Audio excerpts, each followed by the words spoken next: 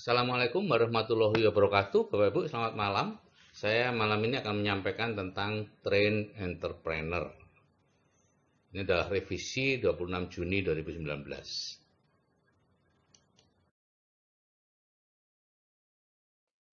Nah, ada 3 pilihan kita menjalani hidup Bapak Ibu. Yang pertama adalah bekerja sementara, ada yang 2-5 tahun, ada yang 10-15 tahun. Setelah itu pensiun kaya dan makmur sampai akhir hayat. Yang kedua adalah bekerja mencari nafkah seperti biasa 30-40 tahun, setelah itu pensiun tanda tanya. Ya. Dan yang ketiga adalah bekerja mencari nafkah sampai akhir hayat. Ada yang di satu bidang pekerjaan seperti dokter, notaris, pengacara dan lain-lain. Ada yang di berbagai bidang pekerjaan seperti tentara, setelah pensiun jadi satpam, kemudian menjadi petani. Nah, dari 3 pilihan tadi, mana yang paling enak Bapak Ibu? Tentu yang nomor satu ya secara logika ya. Cuman problemnya adalah yang nomor satu itu tidak pernah nampak, tidak ada di sekitar kita gitu ya. Saya baru mengenal nomor satu itu menjelang usia 50 tahun ya. Kalau ada ya saya sudah pilih sejak lama Bapak Ibu, cuman tidak ada. Dan Bapak Ibu mungkin belum pernah mengenalnya juga. Nah, yang paling tidak enak mana? Tentu nomor 3 ya, seperti saya itu ya, bekerja mencari nafkah sampai akhir hayat. Ya. Cuman masalahnya yang nomor 2 itu kadang-kadang menganggap yang nomor 3 itu enak. Karena yang nomor 2 takut dengan pensiun. Jadi mereka berpikir bekerja mencari nafkah sampai akhir hayat itulah yang paling enak. Ya. Tapi bagaimanapun juga nomor satulah yang paling enak, yaitu bekerja sementara, pensiun kaya dan makmur. Dan itulah yang akan saya ajak Bapak Ibu untuk menjalaninya ya, melalui CFS dan MSO. Nah, untuk bisa mengenalnya tentu Bapak tahu cash flow kuadran ya. Ada 4 cara kita mencari nafkah: employee, self-employed, business owner, dan investor ya. Employee dan self-employed itu dikenal sebagai kuadran kiri, active income, hasilnya stres gitu ya.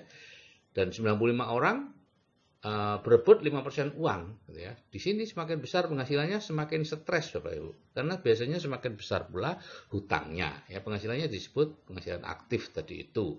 Employee itu karyawan dan lain-lain, self employed itu ya profesional, kemudian pemilik usaha kecil. Nah, yang sebelah kanan itu business owner, yaitu dibagi 3, konglomerasi, waralaba, dan networking. Itu sifatnya passive income.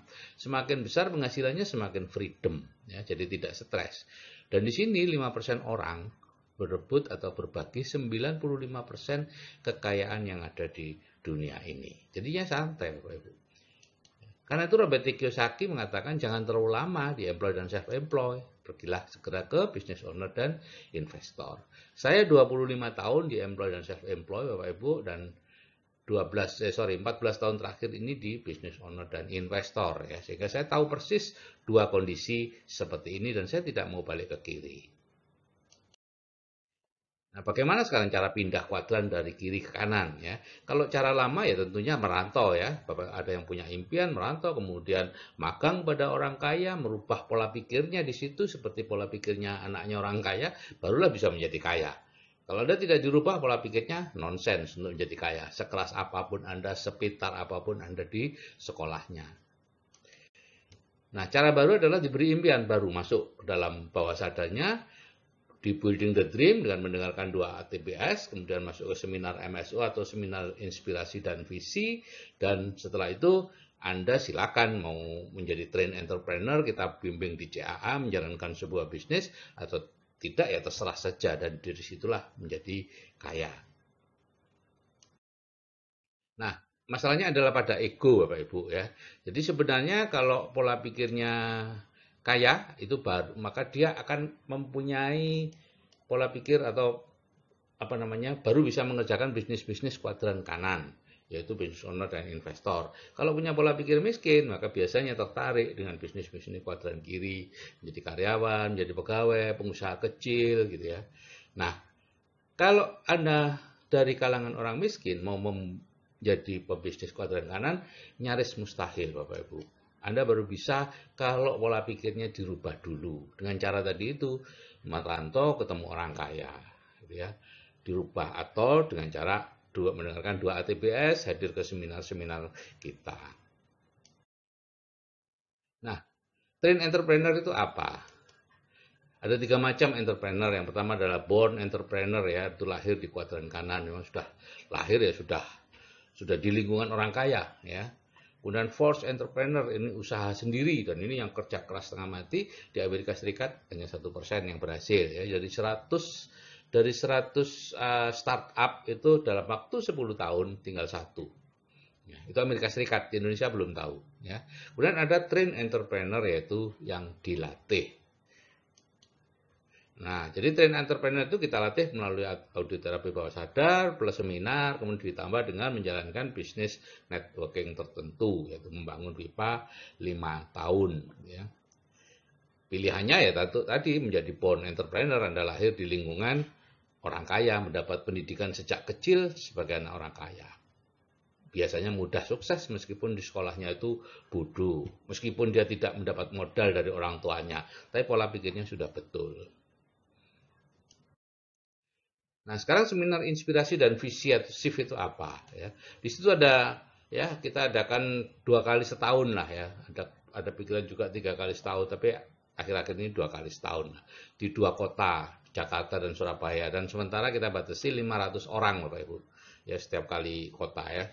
Nanti kita lihat selanjutnya, tapi sementara ini hanya 500 orang, ya. Jadi siapa yang nggak dapat tiket, ya sudah, nggak, Anda ikut 6 bulan yang akan datang. Ini ada 12 hal yang Anda pelajari dari seminar MSO atau SHIFT itu, ya. Dream building, time management, goal setting, people skill, dan macam-macam. Itu sebetulnya itu tidak terlalu penting, ya.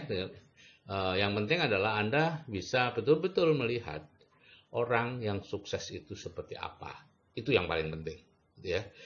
Sehingga bawah sadar Anda percaya bahwa apa yang Anda lakukan dengan 2 ATBS, Anda yang lakukan mungkin sudah mulai berbisnis dan lain-lain itu, Anda tahu bahwa ada orang yang berhasil. Nah, sekarang kenapa sih seminar shift itu penting dan berharga? Bahkan bagi saya itu hitam putih, gitu ya. Kalau Anda tidak melalui ini, nonsens ya. Kita itu manusia lemah, Bapak Ibu, gitu ya. Kita itu terlalu dipengaruhi atau bukan kita dikendalikan oleh bawah sadar kita. 90% gerak kita itu dikendalikan oleh bawah sadar.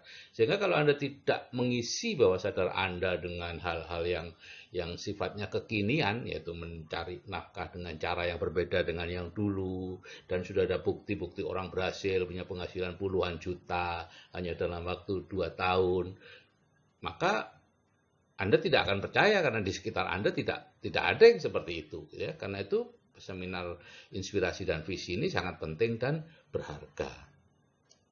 Jadi ibaratnya begini, Bapak Ibu. Bapak Ibu itu sekarang berada dalam sebuah hutan yang disebut hutan rutinitas, ya. Sudah tidak bisa keluar, Bapak Ibu, tidak berani ambil risiko, tidak tahu bagaimana keluar, gitu ya. Dan padahal di bagian lain dari kehidupan, di seberang hutan itu ada sebuah kota impian yang sangat didambakan oleh semua orang. Tapi Bapak Ibu tidak pernah melihat itu, ya. Saya aja baru melihat umur 49 saya baru ditunjukkan hal itu. Kalau tahu sejak dulu kan lain ceritanya, gitu ya. Nah, yang namanya shift itu seperti helikopter, Bapak Ibu, ya. Dia mengajak Anda naik ke atas untuk melihat view yang lebih besar atau pandangan yang lebih tinggi. Nah, di situ dilihat. Karena selama ini kan Anda ada di sekitar orang yang, ya, jangankan 100 juta per bulan seperti yang ada di ATBS. 10 juta per bulan aja jarang loh di sekitar Anda. Saya percaya seperti itu, ya. Sehingga Anda tidak mungkin lah punya pikiran bisa 100 juta sebulan. Apalagi pasif, penghasilan pasif, di mana penghasilan yang terus-menerus mengalir. Tapi sebetulnya Anda bisa. Memang problemnya itu tadi, bahwa sadar Anda tidak percaya. Nah, ini di ketinggian ini Anda bisa melihat itu kotanya, fakta kehidupannya seperti apa, orang-orang yang sudah berhasil seperti apa, ya. Sehingga Anda akhirnya percaya bahwa yes, kota itu ada. Yes, kehidupan seperti itu ada.